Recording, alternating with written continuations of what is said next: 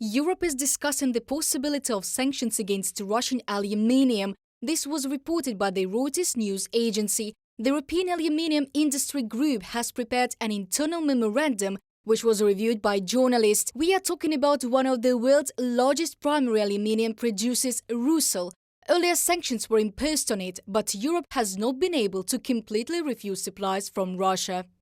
The document says the EU's dependence on Russian aluminium has fallen since 2018, when the United States slapped sweeping sanctions on Rusal, which froze the bulk of the company's exports as well as paralyzing global supply chains. Last year, Russian aluminium ingots made up 12% of EU imports, down from 25% in 2018, it said. Due to the widespread disruption of the aluminium industry by the 2018 US sanctions, Washington scrapped them in 2019. From Reuters. Meanwhile, the Aluminium Association trade group, which is based in the US, said it supported its European counterparts. However, it is easier for the states to refuse aluminium from the Federation. Russia accounts for less than 3% of US imports of raw materials. Rusal produced 4 million tons of primary aluminium last year, which is about 6% of the total world production. So we see a fairly strong market, and there is an understanding that maybe the situation here is similar to Rosatom, that the European Union cannot yet fully understand what they should do in the aluminium sector, as well as in the nuclear energy sector. The European Commission is also continuing to work on new sanctions packages. Ursula von der Leyen wrote about this on her Twitter page. In coordination with Ukrainian and foreign experts, the EU is focused on preventing the aggressor from circumventing their restrictions.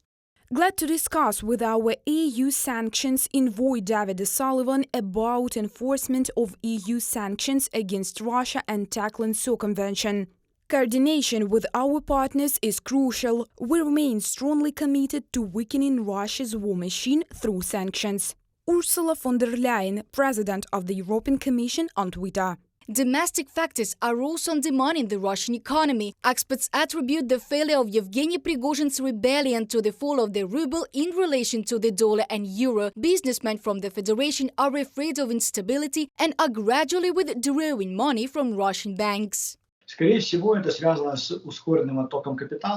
is most likely due to the accelerated outflow of capital, which took place as a result of the backdrop of the Prigozhin revolt when Putin demonstrated weakness, Russian statehood demonstrated weakness, and a number of representatives of the Russian elites most likely decided that it was necessary to re-hide the money and accelerated the withdrawal of this money from the country. At the same time, there was a process of outflow of funds from banks.